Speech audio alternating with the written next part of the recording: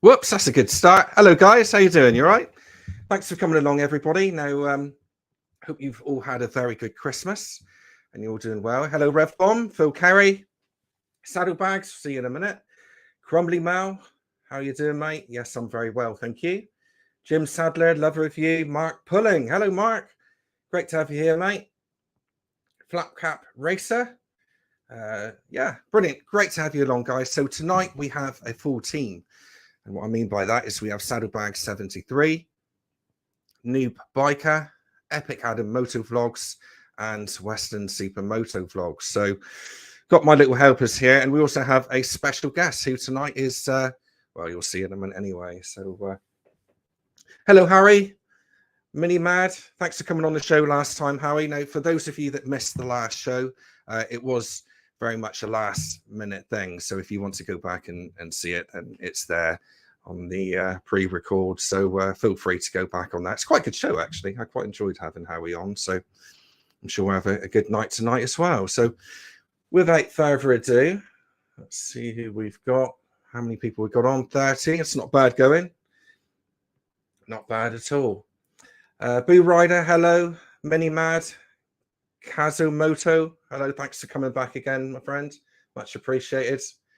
So I think what we'll do is we'll get the lads straight in. Now, I haven't done this for a while, so it does take me a little while to sort it all out here. Is this it? There you go.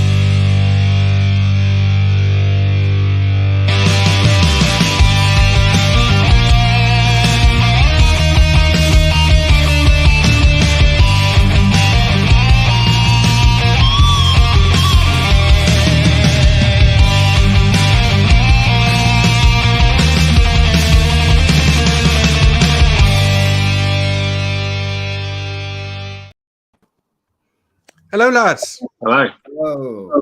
Hi. At least I've got something right tonight, and you're all showing and you're all there. It's gone a bit of a disaster so far, but it doesn't really show, does it? Hope it doesn't, anyway. Offroad as well. Yeah. So, lots happened, isn't it? We haven't all got together for a long time. Been a while. Been a while, yeah. I think it's February. It's been a minute, last live that we done, I think. February time, something like that. Yeah. Where we all got together. Yeah, it was a long time ago. And since then, we've got some new bikes, haven't we? I've got two, yeah. Oh, of course, you've got two, actually. Yep, Yeah, two. you're right. Yeah. Well, one bike. What have you got then, Adam? I've got They a picture of one of them. Himalayan, Royal Enfield Yeah. Himalayan, and kind of a C90. So, yeah, One there like you go. that. Yeah, it's 110cc. Awesome. Looks a proper fun machine, that does, Adam. It is fun, yeah. Yeah, I think I might change the seat a little bit though, make it a little bit more comfortable. Yeah, maybe get some suspension on the back. Yeah. No, it's a good little fun machine, though. Do you it's a ride it fun a bike. lot, or is it just like a sunny day bike? It's a sunny day bike. Yeah, I haven't ridden it much. No. But Cool. Right, we'll talk a bit more about, there's a photographer who wants to meet up with me on that C90 and take photos. Which will be pretty cool. yeah. Kind of a professional photographer, well, semi-pro photographer. He rides a Honda Grom, so he's got a thing for small bikes. Oh, So that'd be pretty fun. Nice. I had a Grom at one point as well. I wish I never sold it, but you do what's right at the time, don't you? Without further ado, let's bring in a special guest. And it is, oh, look at that, big smile as well. Look, Epic Motorcycle Adventures. Mark, hello, Mark. Thanks for coming along. Yeah, no worries. I was just laughing because you called me special. We're all special, mate.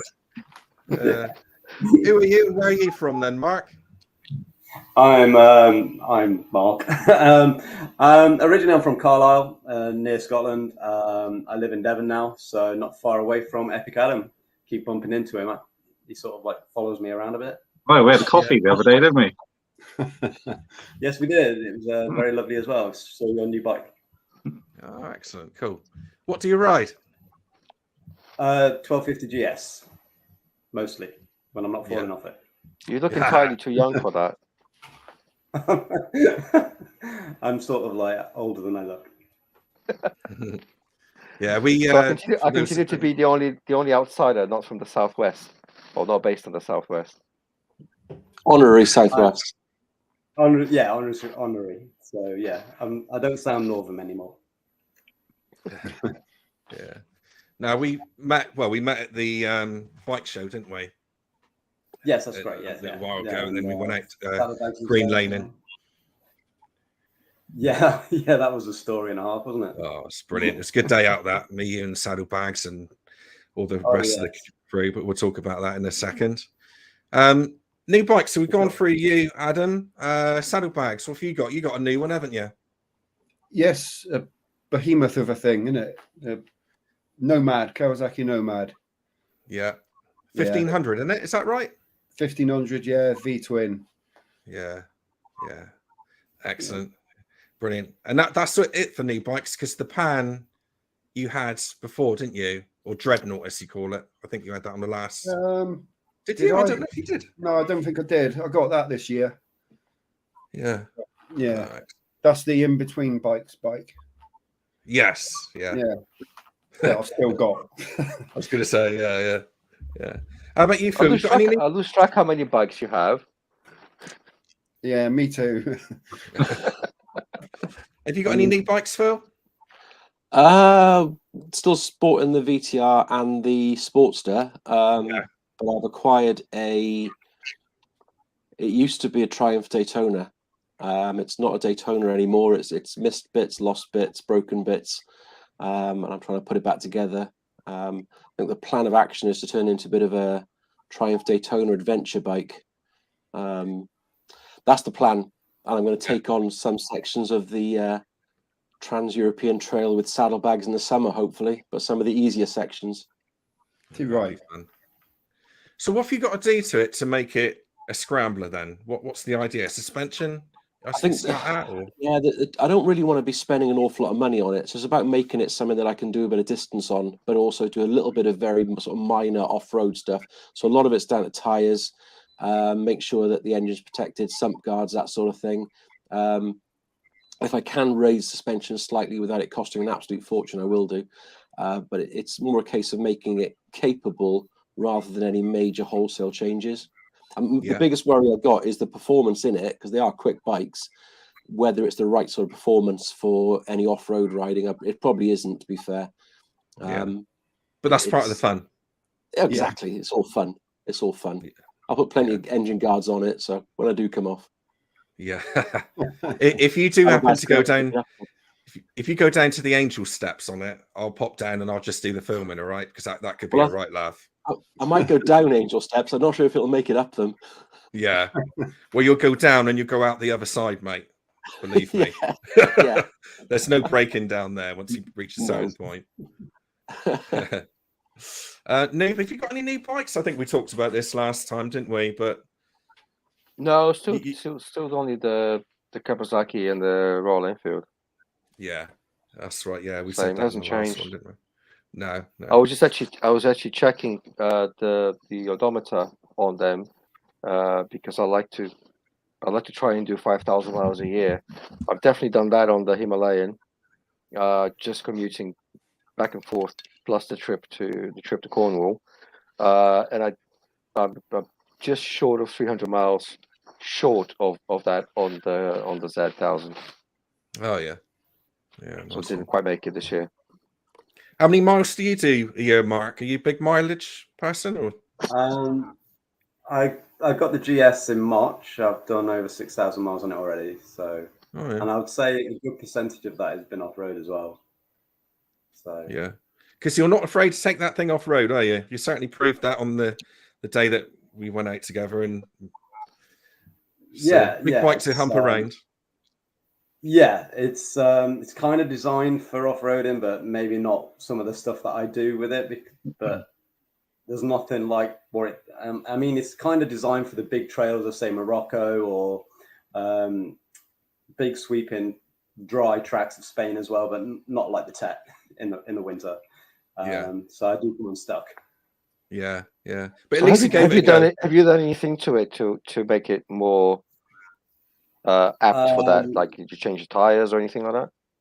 Yeah, so I've got 50/50 tires on it at the moment. Metzler Crew 4s. They're pretty okay, apart from when it's really muddy. I put really really strong engine bars on it, which pretty much wrap around the cylinder heads because they stick out quite a way, and a massive bash plate on the back, underneath as well. So it basically goes from the front of the engine all the way to the swing arm. So the whole underneath is protected as well, which kind of helps when you're going over rocks and logs. So what else? I put some double take mirrors on as well that they just fold over, so they're like on ram mounts. Do you know the ram mount system? So yeah, I know the double takes. Yeah, they're pretty good. Fold them in and they're out of the way. And I just put a smaller screen on it so I don't end up headbutting it. Excellent. So a rare off-road going GS. Yes, one of the few. Mark, would you have those Karoo tyres again, or would you go for something a bit more knobbly with all the off-road stuff that you do? Maybe a better idea would be to have something a little more full-on off-road. Maybe some TKC 80s, which would be better for, say, doing what we did in the Angel Steps when it's wet. But the Karoos are brilliant on normal trails. It's just when it gets muddy, there's not enough depth in the tread blocks. So yes, they don't clear so quick. And I think the Karoos are almost a good muddy sort of gravelly road, aren't they? Sort of tyre rather than deep thick mud. I think that's where they come unstuck, really, isn't it? But good as a 50-50. Yeah, brilliant tyres. Brilliant on the road as well. So even I was out on the rain today, and there's so much feedback on them. There's so much grip on the road as well. So I would highly recommend them. That's the trouble if you go too knobbly, isn't it? It's awful on the road then. Yeah, and that's what you got on your Himalayan. I put Pirelli MT21s on that, and it's terrible on the road. Yeah, but brilliant in the mud. Such a trade-off, isn't it? Yeah. What I'll do is I've got a little clip actually of our day out. Now we've got videos on it. I have, Saddlebags has, and you have as well, haven't you, Mark? But yeah, this is just some highlights of the day. You're going to have to give me a moment. I haven't done this for so long, so I'm not. I have to find where it is. Where is it? I'll be with you in a minute. There it is. Got you.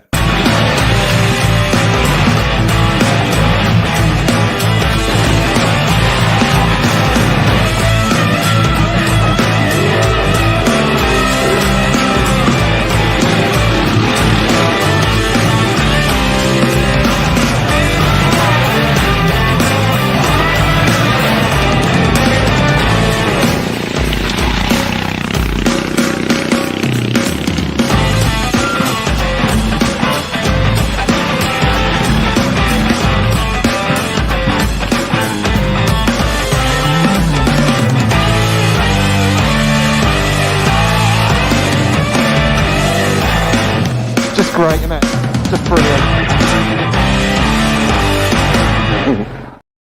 What a day out that was. It was brilliant, wasn't it? Yeah, it was. Yeah, it was amazing. Yeah. I mean, I must admit, since I come back from that, I know that my next bike will be an off-roader. I guarantee it. After all the fun that I had there, it was brilliant. And Dave, who sort of showed us around, he's on the XR125. He was a brilliant sort of tour guide, really, wasn't he? Yeah, fantastic. Yeah, definitely, for sure. I know that you guys have done a lot of it before, but I haven't done anything like that. So I was on my little Sinis, and done well that Sinis, isn't it? To be fair, it did do well. Yeah, that Sinis did really well. So did Dave on the little bikes. I mean, a lot of people say big bikes are not great for what we did, and I'll agree on that situation. The Angel Steps was a little bit of a step too far for me, but the little bikes did everything that the mid-sized bikes did, like Saddlebags and Ken on his little mini GS. Little bikes are the way forward. Yes, yeah. I don't know where Noob's gone, but he'll be back in a minute, I suspect. I gotta say, watching that video, it was amazing to me. Not only to see the little bikes do so well, which they did, but also when you think of the GS, I mean, that's a monster of a motorbike, and to do what it did up Angel Steps, I was shocked. I thought it would really struggle heavily because of the size of the bike, but it still managed to do exceptionally well considering. You know, I mean, a lot of the smaller bikes and the mid-sized bikes, they sort of just glided over a lot of the rocks and the rough ground. But it's almost like you watch the GS turn it up underneath it on its way, and it's kind of, I was impressed, really impressed. Yeah, it was the funny, sorry, ER. The funny thing for me is like, because I ride the GS all the time, I don't think of it as a big bike. It's just my bike. But then when I saw it next to the Sinus and the little XR125, I was like, oh. Then you realise how people are saying, because like I say, you don't, when you ride your own bike all the time, you're just used to your own bike, aren't you? And so when we got to the trail and I saw the little bikes, I was like, it really is that big. So yeah. So what you want to do is you have to put it next to Saddleback's VN, and then you'll think it's a small bike again. Yeah. Yeah, that does look like a bit of a weapon that you've got there, Norma. Oh, Norma is, yeah. I haven't ridden it much actually, but yeah, it's lovely, heavy. Yeah. How come you went for a cruiser then, Saddlebags? Like, what's changed there? Oh, I just I don't know. Is it it's a bit late for a midlife crisis, isn't it? It's never too late, mate. I don't know. Don't know. They've taken my fancy the last few years. Yeah. I used to scoff at them and think why, but I don't know. Yeah, comfortable, aren't they? Yeah. Well, I don't know what it's like on a long trip, because they say it sort of puts a lot of weight on the base of your spine, so time will tell on that. Yes, yeah. But not as much weight as going off-road with a C90-ish. That would be a spine breaker, wouldn't it? Imagine that. Yeah, I'll give it a go. Actually. It's bad enough on the road, judging by your videos, Adam. Yeah, yeah. I should go out this week, I reckon. Try to have a bash. Yeah. Yeah. It's nice having I'll two get out bikes, there, Adam, isn't it? It's nice. Yeah, it is nice. Yeah, Having a the C90 doesn't have any headlights or indicators or anything on it, so I can only ride it in the day and preferably nice weather as well. But I'll give some lanes a go. Yeah, beginning to sound like me, Adam. Only in the day, not when it's nice weather. Yeah, well, yeah. I'll show you. Come up and I'll show it to you. It's I will do. Yeah, yeah. What I'll do it's is I'll bring the fun. Sportster down, and then you'll realise that actually the C90 is not that slow. It's the most ridiculous bike, but it's fun. Is that just a brake light then, Adam? No, it doesn't have any lights at all. No brake light even? No. Oh, right. I thought that was law, but No, nothing. Yeah. So you have to do the old flapping your arms as a slow down signal. Yeah. So what's the top speed on that thing, It looks Adam? like an anorexic Harley, doesn't it? I can imagine it'd be about 50 or 60, but I've only managed to get about 40 out of it. Right. Is that due Is it to 5 fear, speed? or is that? Say that again. So whoever said that. Is it a 5-speed, Adam? No, it's 4. So, yeah. Yeah, looks a bit of a fun machine. I think it's a great looking bike. Yeah, but there's nothing, like, there's no suspension on it. There's nothing. The brakes are terrible. The handling's terrible. It's slow. Okay, so that sounds like every single bike that's ever come out of the Orange County choppers. Yeah, it's fun. It's fun. No suspension, no brakes, handles terrible. I'm actually meeting up with someone soon who's got a Harley to make a little video together. Me on that C90 and him on his great big Harley. So that should be pretty fun. Oh, cool. Nice, yeah. Excellent. How did your biking life start out then, Mark? How did you get into bikes? So my dad used to race motorcycles when I was, so from seeing them from an early age, I always had this thing about them.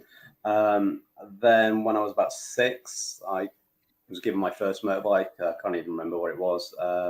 Then around about 10, I had an MT50, like a Honda MT50, which was just for riding around the fields. I wasn't old enough, obviously, to ride. And then I had a few motocrossers just to race around the local quarry. When I lived in the Midlands. I grew up in the Midlands in Leicestershire, so I used to race around the quarry. This was back before people would phone the police, before you even got out of the house.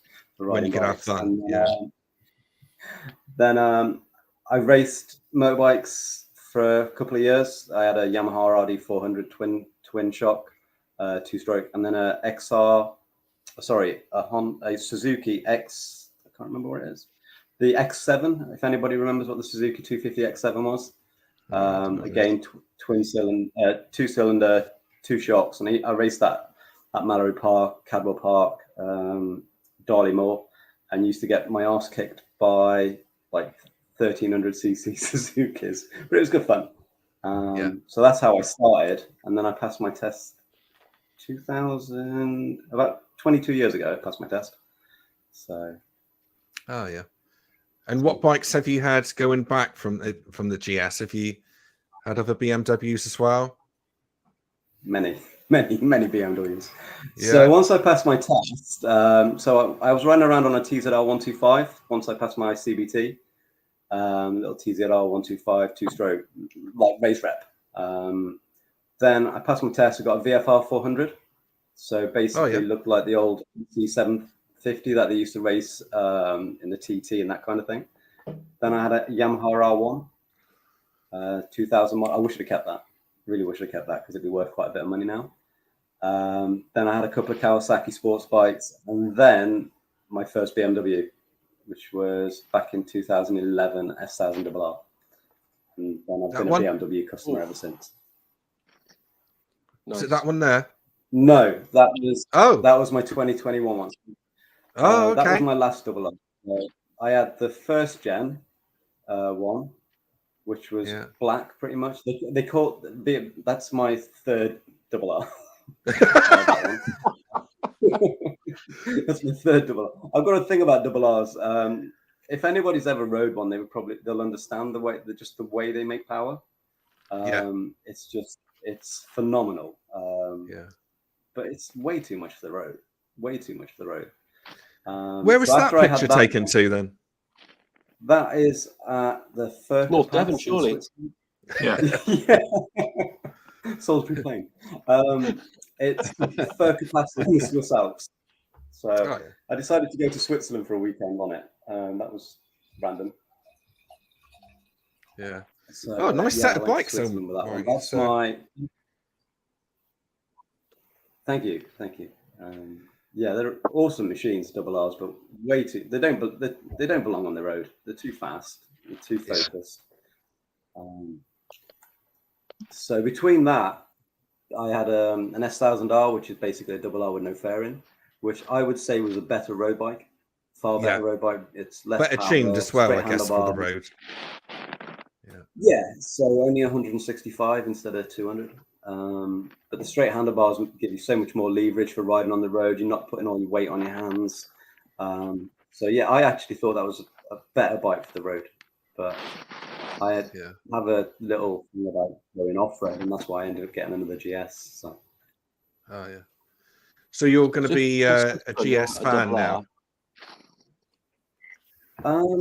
I don't know. I don't know forever, because I've been looking actually at a different bike today for when maybe I sell the GS in the future, or maybe have a second bike, just a lighter, smaller off-road bike that's still capable of riding on the road. Not a full-on trials bike or a full-on enduro bike, but something a little bit less weight than the GS. Like a Himalayan. Say that again. Maybe a Himalayan. I've Tenere. idea. No, it's. Do you know the AJP7 PR7? Rings a bell. So AJP is a Portuguese company, and they make lightweight and off-road bikes. So it's got more suspension travel than the Himalayan, lighter. But me being short, I don't know if it'd be too big for me height-wise. So it's like 910, 920 mil seat height, and I'm like 5'7". That is high. They're not cheap, are they? So the guy from MCN, I think one of the guys, I think he was from MCN. I done a whole kind of group test of all of the sort of adventure bikes, the lighter weight ones, and I think in the end he had the AJP in there. And in the end, he decided to go with the KTM SMC something or another 690, I think. Yes, that's right. Yeah, it's, and then he's like making changes to make it more enduro-like. Yeah, so I think a few people have just put a bigger bash plate on it. You can get an upgrade for the exhaust and stuff, but it's cheaper than buying the KTM of the equivalent KTM, but a little bit more expensive than something else. So, What about So I've not service? heard I of don't know. AJP, but Curious Goose has just said now in the chat that it's more like a Dakar bike. Is that right? I've not seen them before. Yes, it looks. They do look like a Dakar bike, and I think I've been watching too much Dakar stuff over the past few weeks, and I think I've got some romantic idea of having a Dakar-looking bike. Not that I'd ever be able to do the Dakar. They're a lot lighter than a Dakar bike, though, aren't they? Yeah. So Dakar bikes, a lot of people use KTM 450s, don't they? Rally bikes, and but it's like about 30 grand or something for a full-on Dakar bike. Yeah. So yeah, it's servicing as well with those sort of bikes, because some of them are every 600 miles, aren't they? Something silly like that. yeah, that's the one, Phil. That's what they look like. So it does look like a Dakar bike. With regards to the AVP, I think it's just normal servicing, whereas the KTM or the Honda 450 CRF 450s, they're based on hours of use rather than mileage. So they're a little bit better than, or you can go longer periods. So yeah. All right. If you've done Switzerland on the double R, you must have some serious further afield plans for the GS. With the current, so when I sold that double R, I trained to be a motorcycle instructor, and so I sold the double R and bought the GS. But I also wanted. I think I'd watched A Long Way Round too many times as well, and I started saving up to travel around the world. But I'm divorced. I got 2 young kids, so I don't want to miss out watching my kids grow up. So I went to Portugal on my 2017 GS, and I basically rode to the Algarve and back, 90% off road. Made a few videos with it.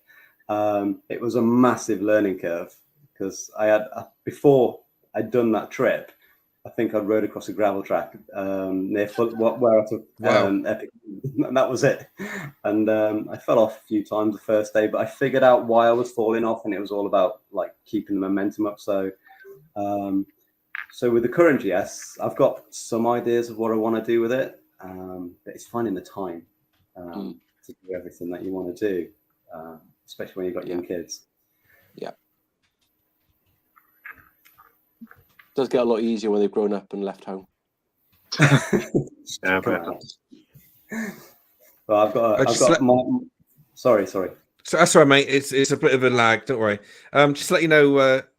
Noobiker's going to be in and out. He's got problems with his internet. All right. So I just wanted to let you know why he's popping in and out. Here he is again. Hello, mate. That's all right. Carry on, Mark. Sorry about Virgin Media internet. Yeah. I'm coming live from my boudoir today. Sorry, Mike. What were you going to say? Me. So yeah, I've got some ideas of what I want to do with the GS. I definitely want to do the GS Challenge again, and I'd recommend that to anybody, even if you don't have a BMW bike. You can do the GS Challenge. Explain what that is. Basically, right. So every 2 years, BMW Motorrad, they do a competition, which is an all expenses paid thing, where you get. This year they held it in Albania. And it's three people in each team per country. So the British team came second this year. But in Wales at the GS Off-Road Skills, or the BMW Off-Road Skills training centre, which Simon Pavey runs, if you remember him from the Long Way Round videos, you go there and you do different like trials riding sections, slow riding, sort of like an enduro track, slow control, one-handed slow control, picking up tennis balls and then putting them in a box. And the person with the lowest score, the best 12, end up in the final.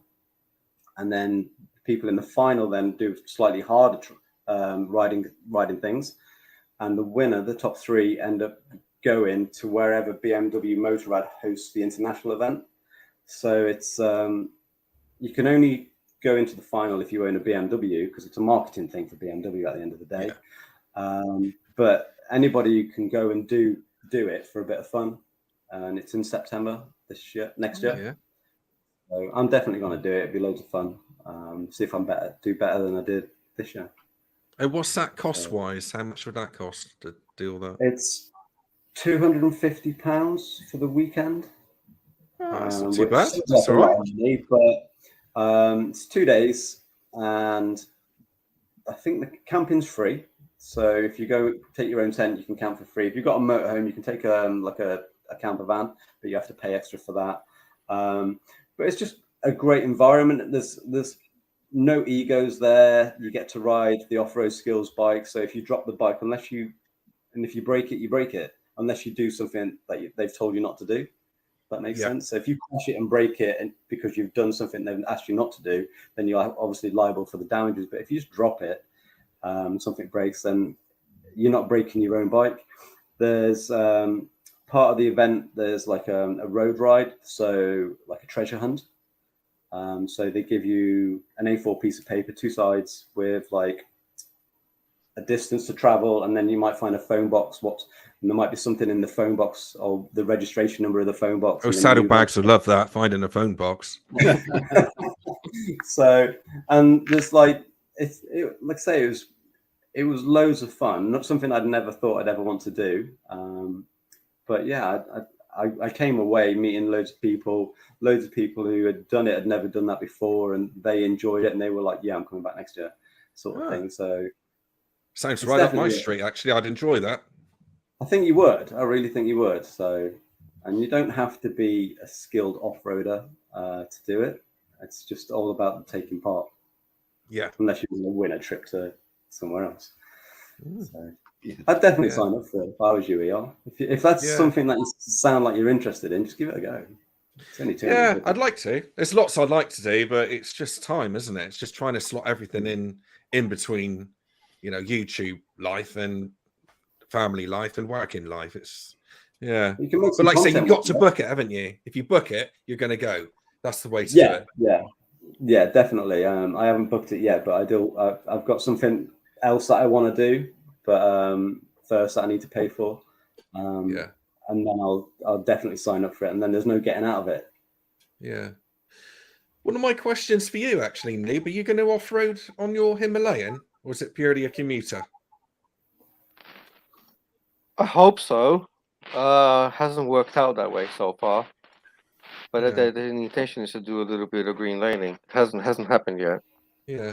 Have you got a lot of green lanes up your end? You're up by London, aren't you? So I guess it's not many up there, is there? Yeah, I'm guessing towards the Essex side. Yeah, there will be. I did a few in my car in the past. But I'll maybe hook up with another chap who lives nearby who also has a Himalayan, or I might just ride down to Dorking and hook up with Hippodrones. Yeah. And maybe do some of the ones that he does over there. Yeah. But they'll have to be like really noddy easy ones for me. Yeah. Because you're dying to get off road, aren't you, Adam? On yours. Yeah, I know, but I'm trying to be sensible and waiting for Epic Motorcycle Adventures to come and join me, or Nathan or someone. Yeah. I'll definitely I'll take you down some cool lanes that are not super hard. I want to go down that travel road again, but on the C90. It's not gravelly at the moment. C90 as well? Yeah, I went up there the other week and I went through some of the puddles, and they were pretty deep. But it was a lot easier to ride because it was wet and hard packed because of the rain. It wasn't slippy, and it wasn't anywhere near as dusty. But the thing is, like, you can go down a green lane and it's easy, but if you can still end up on your butt because just one lapse of concentration, or you clip a verge or you clip a rut, and on a 250 kilo bike, you sometimes end up falling off. Yeah. Well, like I said, I might go to that gravel road on C90-ish and have a bash of that. That'll be fun. Yeah, for sure. I think that's the thing. That's the thing with your GS, really, is that it's brilliant off road, but as soon as it's gone, it's gone, isn't it? You can't pull it back like you can a little bike. Yeah, I've had times when the hardest thing is like keeping momentum of gravel. As soon as you lose momentum on it, then I start to feel the weight of it, and then if I can't get a foot flat on the floor, then I'm going to struggle because the bike's already falling and I'm not very tall. So as soon as that bike's going, it's really hard to stop it. So I've fallen off a lot mostly from being stationary rather than traveling. Yeah, you just got to keep it going. Yeah, and I mean that day that we done the Angel Steps, I mean we all took our hat off to you, mate, because I mean it's an expensive bike, and if I spent 20 grand on a bike, would I send it up there? I might give it a go, but you were just like full guns blazing. I'm doing it. You come off, and then you went, I'm doing it again. And then you come off, and I said, oh, I'll sit now. And it no, I'm doing it again. It's like, oh, no. You know. I probably would have gave it another go if it was more the fact that I was like, I didn't want you guys picking it back up again. If I was by myself, I wouldn't have done Angel Steps there by myself, but I didn't want to be like asking you guys to help me pick it up again. Yeah, it was a good effort. Mind that. The thing is that there's a couple sections to the Angel Steps, isn't there? There's the middle bit, which is really difficult to get past, but that's kind of where you got stuck. But up the top was even worse. You know, it was much more. I don't know if you found that, Saddle. Did you find it worse up the top? Oh, where Mr. Dave got stuck. That was the slipperiest part of it. Well, you got stuck at almost the same place, didn't you? I did. Yeah. That was my stupidity. That was. So I'll tell you what happened there. I don't know if I've told you. Too early. Yeah. Well, yeah. I basically, I think it was Ken and Dave were on the side, and I cleared the middle bit, and I looked over and went, yeah, you know, I swore at them. And so yeah, you know, I've done it, you know, and then I looked up and I was heading towards the bushes, and I couldn't pull it back again. But yeah, it's all part of the fun. But I remember watching Dave go up and looking up the hill, and all I saw was the arse end of his bike doing this, and he just couldn't get up there. No. But it was a brilliant day. Didn't you crash a bike on a curb as well? Extra riding. Yeah, I was waiting for that. The thing is, I thought of the joke before you, and I thought I'm not going to mention it. Somebody else will. Yeah. Anyway, let's wrap it up now. Saddlebag set you up with that one. Sorry? Yeah, Saddlebag set that curb up because he wanted some new crash bars. So he thought, if I move the curb, then you. Yeah, it's exactly what he done. Yeah, he was probably out there with a jackhammer, digging it down and getting that little rut just right. Yeah. Where are you going to stay? Yeah, I'm going down the quay. Oh, right, okay. Digging it up.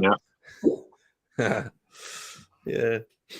What got you into YouTube, Mark? Was it like a diary for you? Was it on your adventures? Well,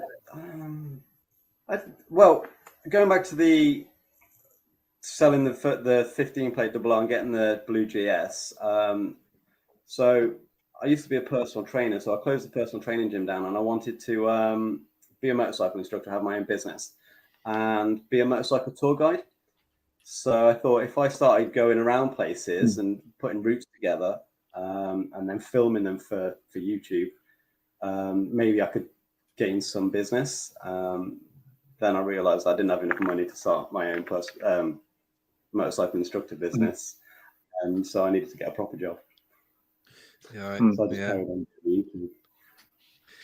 While you're on that, what's it take to open a business like that? I guess there's a lot of red tape to jump through, and you need premises and all that, do you? Yeah, so you need a certain an area about the size of a tennis court to train the people or the students for CBT, which needs to be passed off by the DVA.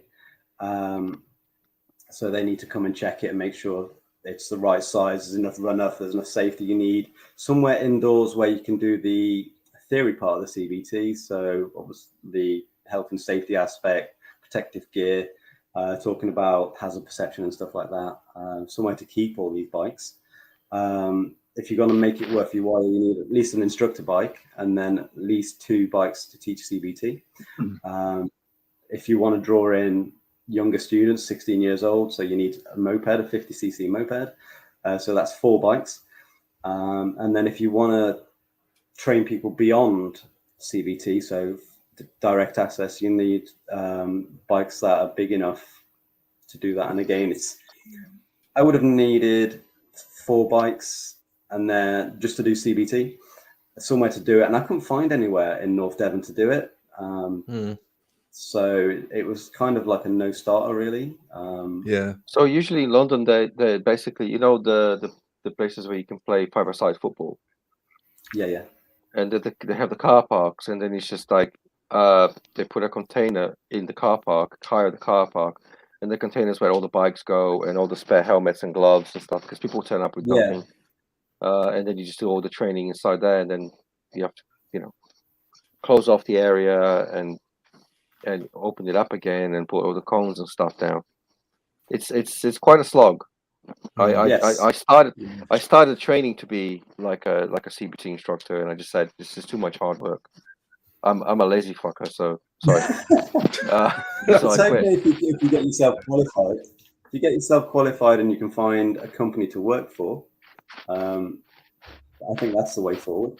Because for me, there's no overheads, so I can do what I enjoy. So maximize the profit. But to maximize it, you then need to hire a whole bunch of instructors to work for you, so that they can be doing the work and you can just be counting the money. Yeah, you need.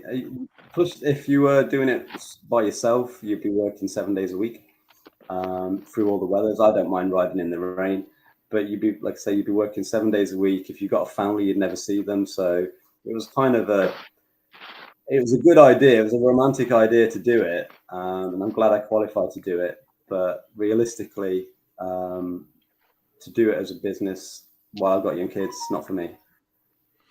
What a lot of people have done. Little riding that you actually do on this, right? Because it's only the on-road part that you go riding with them.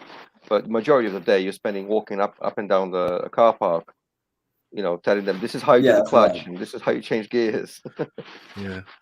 There's a lot of walking around, and it's okay when the weather's mild, but when it's really hot, you're walking around in bike gear with bike boots on tarmac, and the tarmac's really hot, so you're just constantly hot. When it's raining or if it's blowing a hoolie, you're getting soaked. So it sounds like a really glamorous job. Yeah, it's like any business. It's really difficult because you can't just start small, can you? You have to have those premises straight away. You've got to have the bikes. You've got to be able to do the CBTs, Mod 1, Mod 2s. It's a 30 grand outlay, I would imagine, straight away, isn't it? Yeah, definitely. And even if you're just renting the ground. So I think the guy I was doing it with, who set it up, he used to work for one school, and then the guy decided that he was going to quit it, and so he kind of bought it off him. Yeah, I mean that's one way of doing it. But again, you'd need a bit, unless you've got that kind of cash floating around in the bank, you'd need a business loan to do it. But yeah, I don't think in the future I'd want to do it like as my own business, but I really enjoy coaching people, and it's good when they because unfortunately you get a lot of females who are very nervous. It's a very male dominated niche, motorcycling, so you get a lot of women who are quite timid about doing it, and they're worried they can't do it, and so most of the time they're better than the men, because a lot of guys unfortunately think they know everything, so they're less likely to listen. But it's just great when you can help somebody get to what they achieve their goals. So I'll keep them for that. Yeah, getting the young ones through their CBT must be quite a buzz, really, because you're introducing somebody new to the hobby, aren't you? Yeah, it's that must be quite a buzz. Amazing. Well, you'd think that, but again, the flip side of it is a lot of these guys are coming in to do the CBT just because they do CBT every 2 years, so they can carry on doing the delivery stuff. They never bother to go on, so they've already done the CBT sometimes 2 or 3 times. Then they're just coming in to do the CBT again because it expires after 2 years, and they have to keep it so they can keep doing the delivery stuff. But then and then they come in thinking they already know everything. And you can see like how are you allowed on the roads? How are you doing deliveries if you're riding like this? Going through red lights, yeah. Yeah, unfortunately, yeah, that can be the way. But you can always push the students to push them a little bit skill wise, getting them doing stuff a little bit harder than you would a brand new novice. Personally, I don't think the CVT is long enough. No, it's only one day, and they only get to ride on the road for 2 hours. They only get to ride for 2 hours on the road. For some people, that's not enough. But as long as they reach a certain standard, you have to write them out a certificate. If they're not safe, they don't get one, though. Yeah, that's my personal thing. So yeah, absolutely. Cheers, Jim. Cheers, Jim. I tell you what always frightens me. Actually, I've known of a couple of people who's failed their CBT because they've done something wrong or whatever. I mean, that's a scary thought, really, isn't it? It shouldn't even be on two wheels, a push bike, let alone anything else, if they're going to fail it. But then if you imagine somebody that hasn't even ridden a motorbike, it's a lot to try and pick up in the short space of a CBT, isn't it? Absolutely. Yeah. Oh, for sure. I mean, sometimes, as mentioned, I started when I was 6 years old. So I've been riding motorbikes, off-road, motocross, like down the quarries, then I raced motorbikes. So I had all that machine control, and I passed my car test before I passed my motorcycle test. So I had all that background knowledge, but some people are like 16 years old, never rode a bicycle, and you've kind of got to give them the benefit of the doubt.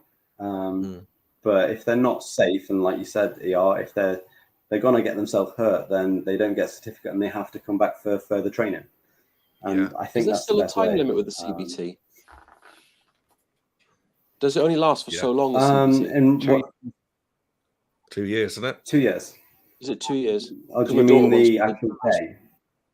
Yeah, my daughter wants to get to it's moped this year, and I didn't know if she have to do the CBT every 2 years. She's not interested in doing the license, but yeah, it's every 2 years. I would definitely talk her into doing a full license, because doing the CBT every 2 years, like noobiker said, you do get a lot of skill fade, and it's only basic training.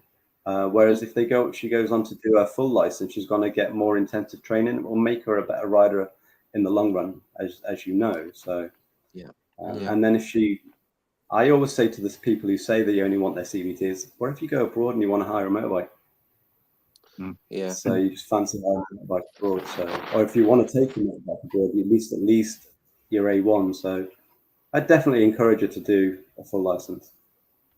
I mean, she can still ride a 1 to 5 if she wants to with a full license. Yeah, she just wants a moped. But I didn't know whether it was still like a 2 year time limit with the CBT after you passed it first time around. I mean, I think people that say they just want their CBT, they don't want to do the whole thing. They're basically saying, I just want to dip my toes in the water, see what it's like. If I like it, then I'll carry on. But it's just a bit of a safety net, really, isn't it? And you might find she'll do a CBT, and then she'll think, you know what, I love this. I want a bigger bike. I mean, 6 months ago, she refused to go anywhere near a motorbike, and now she loves going on the back of the Harley. So she's getting there. I think she'll get into it a bit more in the future as well.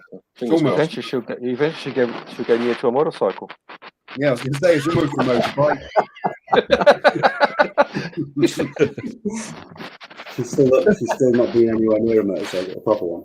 But I've had conversations with people who just want to do it because they feel like they don't want to do their full license. They're just like, I don't want to do this. I don't want anything more than a 125. A lot of people, like noobiker said, are just delivery riders, and that's all they do. They just need to keep their CBT to deliver various kinds of foods.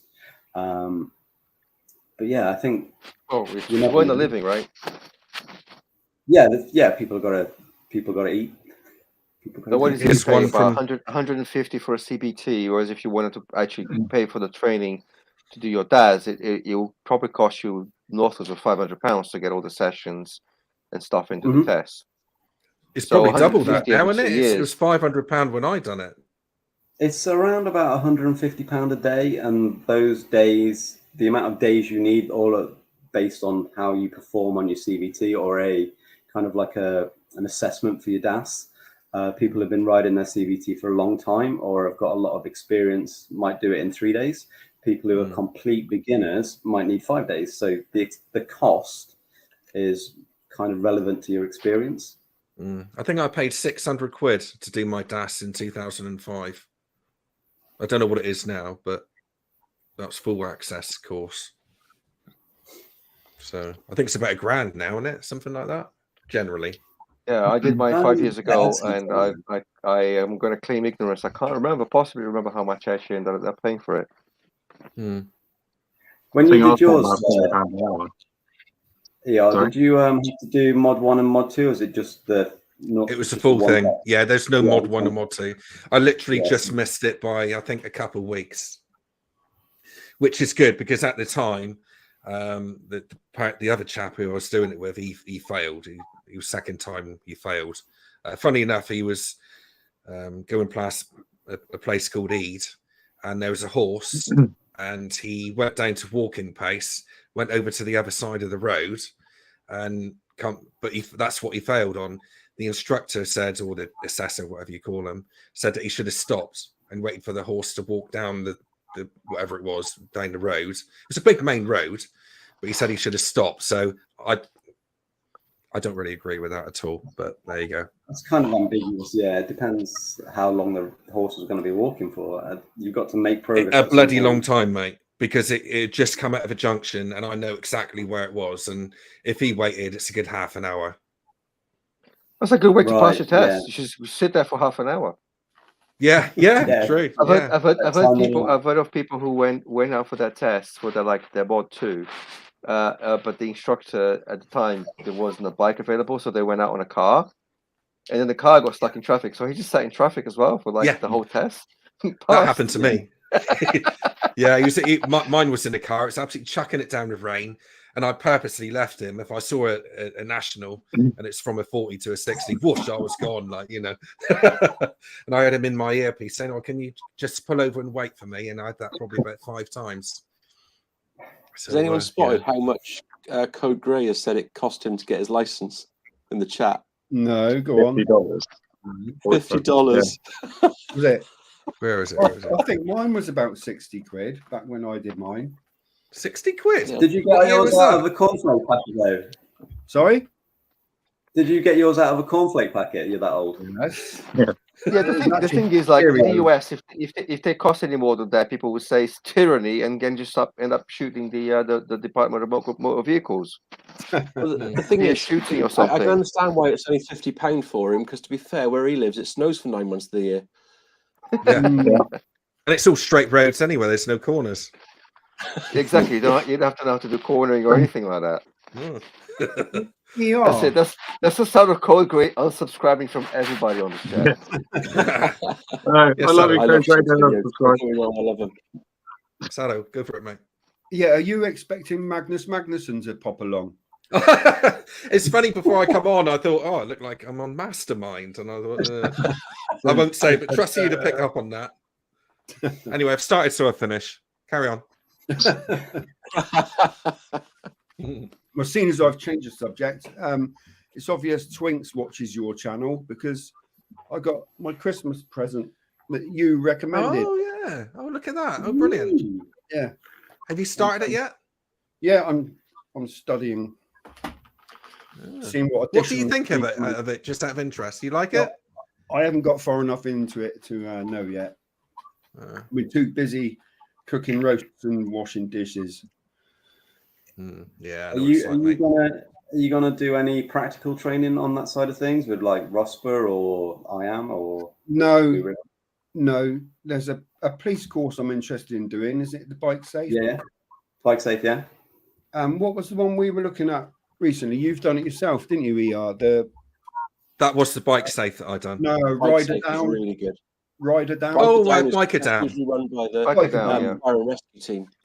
Your local fire and rescue team run the Bikerdown, and that is a fantastic course. It's free. And it's a real eye opener, actually. Yeah, I did that as well earlier this year. Yeah, I really enjoyed the Bikerdown because I've always, one of my worst fears really is if I was out with, a mate of mine who I go out with a lot. If he come off and something happened, I don't want to be there thinking I have absolutely no idea what to do. And that course gave me some simple guidelines.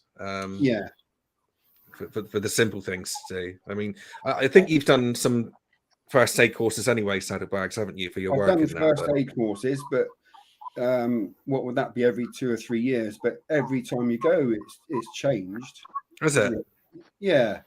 Because it went from never removing a helmet, and now they say that it's best to in some cases, isn't it?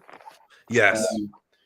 And also things like the chest pumps and all that sort of thing.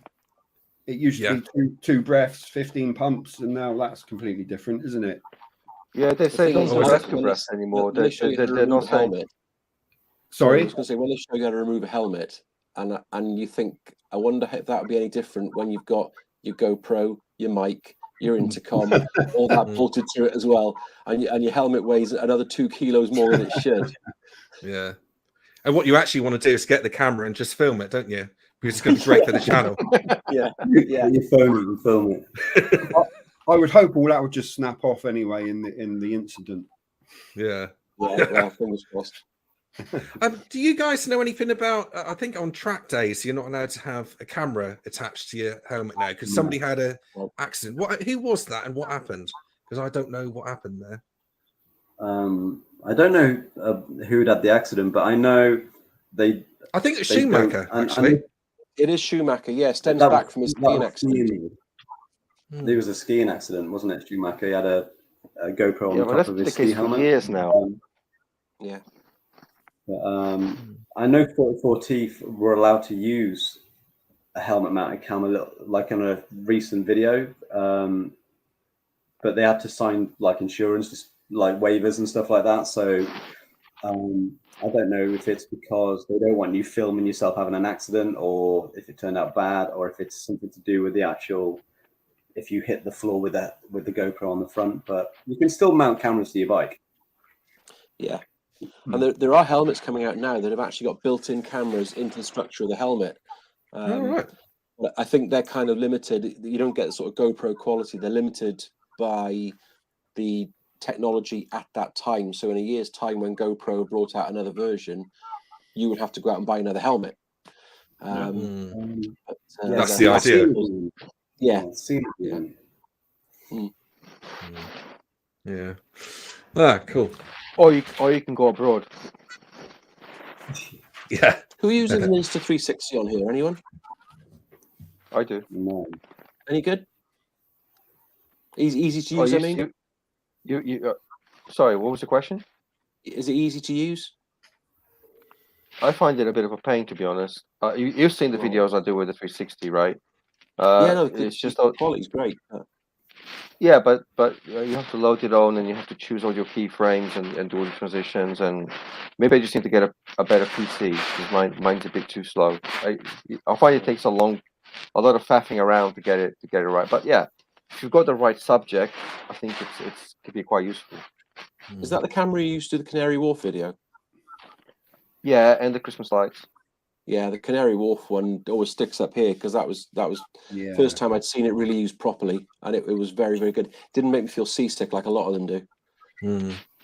I think that's UK uses as well. It does. Yeah, I've mentioned in the past actually. Bandit Man he uses this quite well because it's one of some people just see the technology and they overdo it. Yeah, and it makes the video uncomfortable.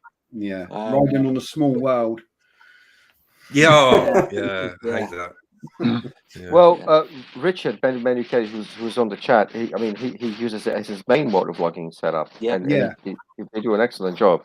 Yeah, him and Carol. So I think people run their audio through it as well, don't they?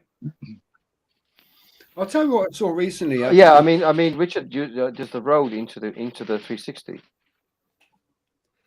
Yeah. Do you follow Uncle Longbeard? Any of you? Yeah, I do. Yes. He did a video recently. I can't remember what camera it was, but he has it strapped on his glove, just a tiny little camera. And if he goes past a nice view or whatever, he'll just click it, and he'll point his hand out. Oh yeah.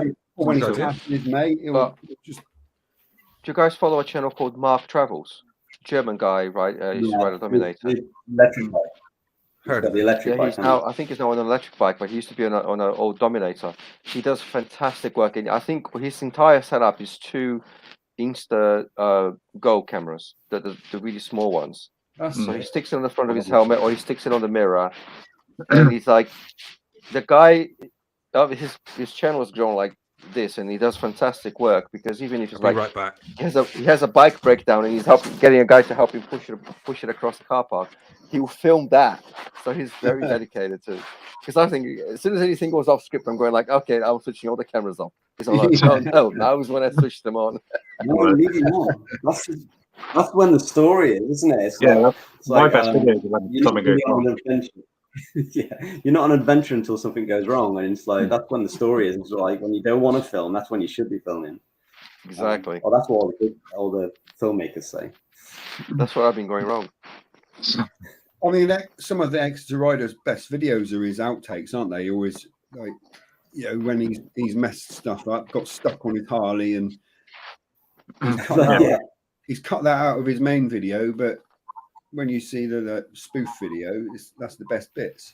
Yeah, that's the best feedback, right? Stop reviewing all the Chinese bikes. All you want to do is see you slide down some ice, trip over a curb, or get stuck on a grass bank. Or That's what get we want to see. disturbed by a sailor. Yeah. A pissing dog. Yeah. That 20-minute video he did, which had the same bloke in a little sailboat trying to row his way out of the sea, and he couldn't. That was the absolute best. Gold. Okay, stop talking about him now. He's Yeah, back. He's back. With this monster, I love this stuff, but it goes right through me every time. Is that white I monster? reached a point where I thought I can't wait any longer. It's going to have an accident on a live unless I go toilet. So, I'm sharing my. What are we talking about White anyway? monster at this time. We were saying how good your BSA review was. Oh, Yeah. thank you, great. Oh, were you right? Yeah. Yeah. I got to follow up on that one actually. There's a bit going on in the background with that BSA video actually, which is not the time or the place. Go is on, it? do But, tell. no, it's just You politics. started, so and you'll that. finish. Yeah. Yeah, Well, yeah, exactly. Okay, Magnus, come on. You started. You have to finish now. Yeah. No, I've got to follow up that video anyway because It's a nice bike. I think it's a nice looking bike. Yeah, It's definitely a nice. It is a nice looking bike if that's what you want. If it's going to be a retro bike that you want, then you don't really get more proper retro than that. I don't think, because the Interceptor is in its own entity.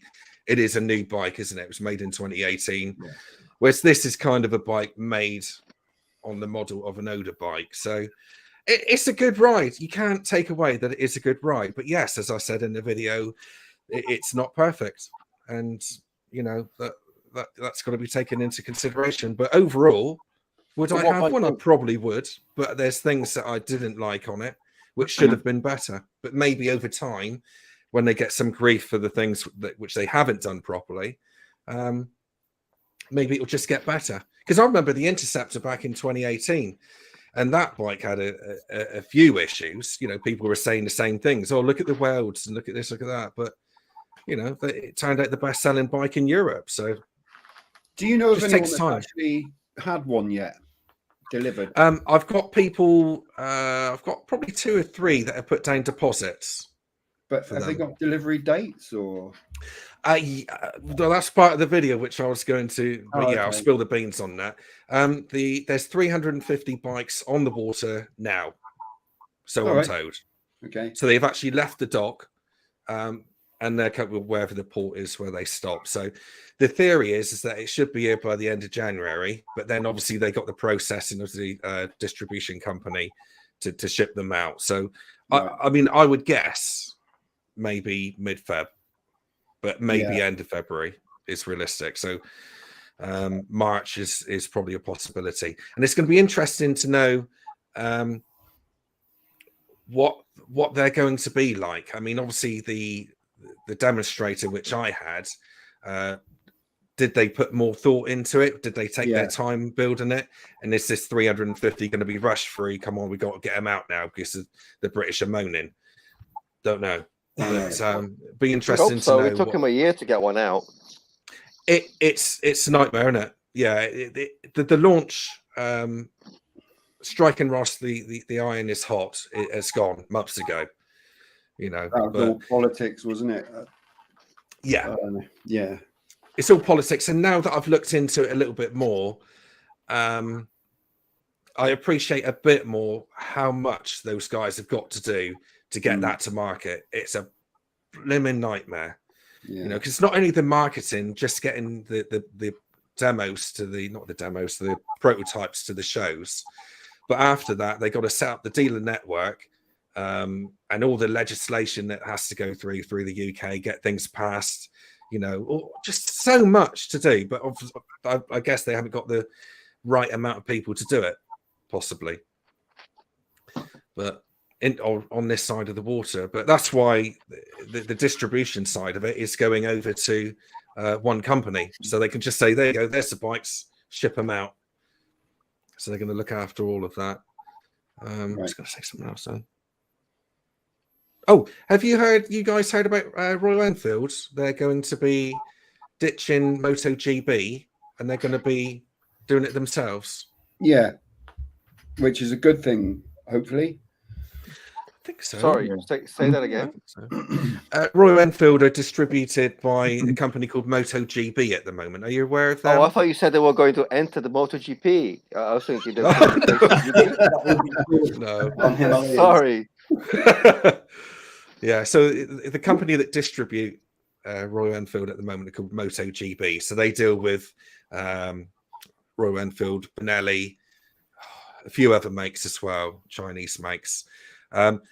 They're getting rid of that now, and Royal Enfield are going to take that on their own, which they've been saying that they're going to do for probably 2 years now. But they are. I heard that from my local dealer. Yeah, that's going to make out things a lot better as well. I heard that from my local dealer last year. This year. I'm not sure how that's going to work for the dealers themselves. Are they going to weed out any dealers? Yeah, I reckon they'll be scrutinised. And yeah. I think they're going to have shops with Royal Enfield banners and this, that, and the other. It'll be almost like a franchise, isn't it? Fowler just put an awful lot of money into upgrading all of their Royal Enfield insignia inside. So they've given Royal Enfield now its own section of showroom. So maybe that's why they're looking for dealerships that are able to not so much cope with pushing more volume, but more a case of raising Royal Enfield's structure within the market, really. Because to be fair, they've earned it. You know, they've been bringing out quality bikes that are, you know, a cracking price for such a long time now. I think Royal Enfield are within their right to start picking and choosing what dealerships they want to sell to. Yeah, I think some dealerships have been failing them, haven't they? Yeah, with after service. I totally agree. And they push not just the bikes, right? But if you go in my local one, they've got all the apparel as well, the t-shirts, all of the branding stuff. It's very, very nice. So yeah, if they can do it properly, that'd be great. And I think it's the right decision for them, because otherwise they're just depending on somebody else to do it. And I think they've grown enough in the market that they can probably take it on. Yeah, they're kind of a big fish now, aren't they? Yeah. I mean, I don't know how they go up against the big four, but they must be in the big 2 or 3, I would say. Yeah, really. Yeah, well, if you got Honda, Kawasaki, Suzuki, I mean, it is Royal Enfield. They are in there now, aren't they? I think the big thing about Royal Enfield, and I could be wrong here, it's one of those companies that nobody dislikes. It's like if you're a Yamaha man, you generally aren't really much of a fan of the other 3 Jap bikes.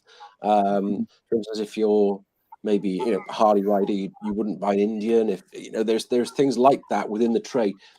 But I think with Royal Enfield, everyone kind of likes them because they don't do anything that's bad.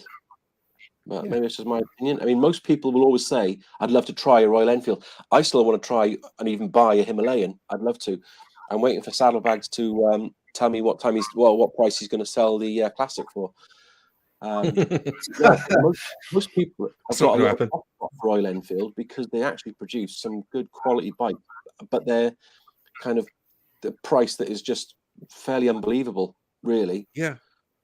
The value that you get out of a Royal Enfield is unparalleled to anything else, isn't it? Yeah, absolutely. You know, when you think you could spend 12 grand on a Honda or something like that, and you could get 2 Royal Enfields for that. Definitely. Sorry, definitely. I think with Royal Enfield as well is they're making bikes that customers want.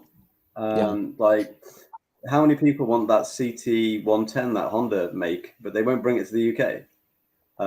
So I think a lot of the Japanese, they're not listening to what the customers want, and they're just building bikes because that's what they're doing. That's what we do, and they've had such a dominance over the market for such a long time, and then you've got these smaller companies starting to sneak their way in.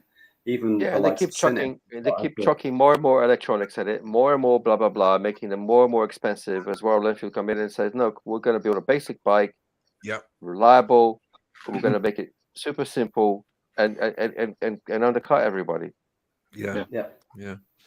I mean, the car market's been saying that for years, where people just want cheap, simple cars that don't cost a fortune without all the electronics. Unfortunately, the emissions regulations prevent that from happening because the electronics have to be in there to meet the standards. But with bikes, you're right. I mean, just make it as basic as you can. But when you ride a Royal Enfield, it doesn't necessarily feel basic.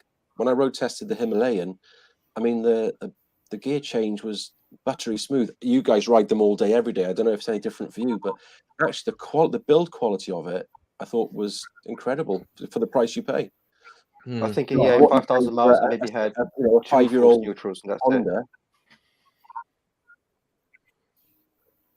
Bit of a lag there. But you can see in some spots where the welding wasn't quite there, and there's a couple of rough spots here and there. It doesn't matter though, does it? It's not about that, is it? But for the price that you paid, who gives a crap? Yeah. It still sticks, isn't it? Whether the weld is perfect or whatever, it's just they're kind of missing the point sometimes. I think if they're looking at the welding too much, I think. No, I mean you can see it I think especially around the exhaust, there are some spots where you can see that it just looks odd. It just looks like amateurish. Yeah. Who cares? I don't care. Yeah. But then you're only paying what, $5,000 for a Himalayan versus 15 grand for a V-Strom or something, is it? Well, and exactly. Then 21,000 for GS. So you've got to customers have got to realize what you don't get a £21,000 BMW quality for $5,000. So you've got to sort of I think you've got to weigh that up. Absolutely, you're absolutely correct. And this is exactly Maxi, and I used to have one of those. They're great. I miss my Maxi. When I took the BSA out, it honestly took me right back to 2018 when I took out the Interceptor. And honestly, it's probably the video that I've had the most grief from back then, because everybody's saying, it's going to be crap. It's not going to take off. It's Royal Enfield, but it's not. It's Indian made. It's going to be rubbish. Look at the welds. It's that all over again. Exactly the same thing. But we will see. I just hope that BSA do the right things and do what they should do to make it work. I think it's better for the consumer if there's some competition. Yeah. Oh yeah. Or alternatively, you could spend twice as much on a CCM, which is a bike that's probably half the quality of the Royal Enfield. Royal Enfield have beautiful bikes, but they're beautiful welds until they start to get rust spots on them underneath the lacquer. And then they recall them, and then they give you a new frame with powder coating on it. So, I mean, Royal Enfield haven't recalled all their bikes for the frame to be replaced, as far as I'm aware. No. I'm just waiting for a motovlogger that maybe also flies airplanes to buy a BSA and have a shit ton of custom work made on it. More than double the amount of money.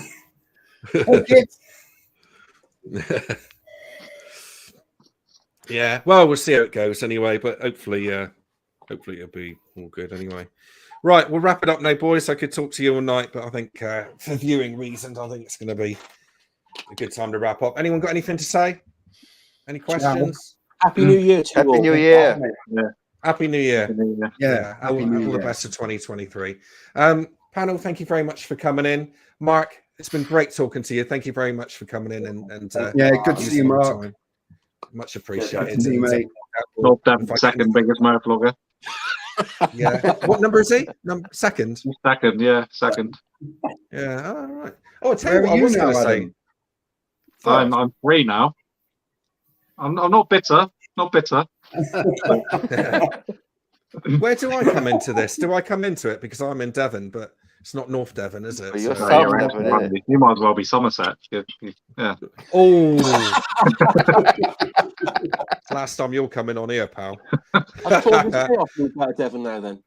Sorry? As Chaos Causes or whatever his name is moved out of Devon? Oh, he left. No, he left like a year or so ago. Right, What's it okay. called? Chaos Causes. Chaos- He's South African. Chaos Causes. He Really experienced good, actually. he experienced winter and left. Seriously. Mark, yeah, one thing I did want to touch on actually was how quick your channel exploded when you done a short. You done a short, didn't you? And you gained about, was it 2 million views? Was it? So it's got I checked earlier today. 3.9 million views on YouTube. 3.9 million views. Yeah, jeez. 6.9 million on Instagram, and I've probably got about 6.9 million comments of abuse. That's all from me. Yeah.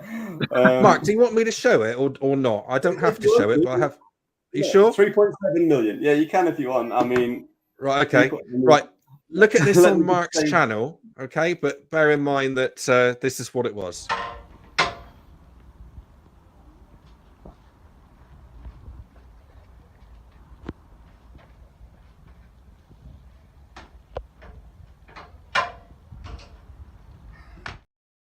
That's all you have to do for 2 million views. A great bit of trickery to hide the paddock stand at the back. Well, if you dropped it, you got 10 million views. I've had people say there's somebody hiding behind the bike. I would have tripped over them. Yeah. And somebody said it was fake. And the amount of people are like, "Why? You're an idiot." And I'm like, "Read the description." And then yeah, no, I think it's a great bit of skill. And we have one guy when we do the IAM machine control day at the airfield nearby. There's one guy that basically demonstrates that doing that. Obviously, he does it a lot slower than you, but it says, yeah, you can walk around your bike, hold it, so long as it's balanced, and walk the way around it. Yeah, I think everybody should personally, practice that. a lot of people don't do that, and they as soon as their bike starts to topple a little bit, they start to freak out and tense up. Whereas if you're just comfortable walking around your bike, you don't have to do it like I did with one hand. If you just walk around it with two hands, just finding where the center of gravity is and the balance point. So whenever you're moving it in garages or in the car park, you don't feel like under pressure that you might drop it. The way my tires are wearing, I don't have to hold it to walk around it. You buy a GS, there's another video on my channel. If you buy a GS, it stands up by itself as well. Yeah. But it goes to show that shorts can work, because you basically hit 1,000 subscribers in October, and now what are you on now? Are you on 2,000 now, aren't you? In 2.9. I've got some stats here. What's that? 2,900. There you go. That's that's views. Yeah, so that goes to show that that's the blue line. That's me, and that's Mark since he launched his short there. I mean, that's incredible, isn't it? That just shows how crap. Yeah. Excellent. Yeah, it does. Yeah. Yeah, I'm going to quit after watching that. You've plateaued. I mean, if you really want to get loads of views, you just have to sort of like wear a low crop top and pout a lot and be a female if you want to. I mean, that's a very very, I tried that, lost loads of subscribers. It's not sexist. It's fact, isn't it? It's like females get more views because they're better to look at. So. Oh, good. Anyway, let's wrap it up. Have you not spotted Noob in his bed there with his bedclothes on? Don't tempt him, please. I want to keep my channel. Oh no, here we go. Get rid of him. Do the music. Right, thank you very much, ER. And really good to see you guys again. And nice to see you, EMA. We'll meet up again soon, won't we? Oh, definitely. You want to take Adam down to Saddle and take him up the Take him. Take Angel steps. What? Good to quit now. I have one more reason to come and visit the Southwest next year. Yeah. Thanks for coming in, Rev Bomb, Crumbly Mao, love review, Code Grey, Philip Carey, Howie 702, love review. Good to hear that you're doing all right, love review. Good luck with everything that's going on there. Who else have we got? Don't want to miss anyone. Quinn Peaks. Yeah. Yeah. Howie 702. Phil Black Carey, Phil Green, nice to see you, mate. Jace Rides, Curious Goose, yeah, and everybody who come along. So thank you very much for coming in and listening to the live. Hello, bye-bye. We've got 32 watching, so that's been great. Just to let you know, guys, Sunday I've got a video coming out, which is a little bit on the edge. I'm looking at it now and wish that it's not that exciting, mate. Believe me. But yeah, it's a bit of tongue in cheek. I kind of wish I didn't make it now, but anyway, we'll see how it goes. But thanks for coming along to the panel. Thanks, Mark, and we'll do this again soon when we can tie us all together. All right. So thanks for coming along. Cheers, mate. Cheers. Thank you. Bye, everyone. See you next year. Cheers.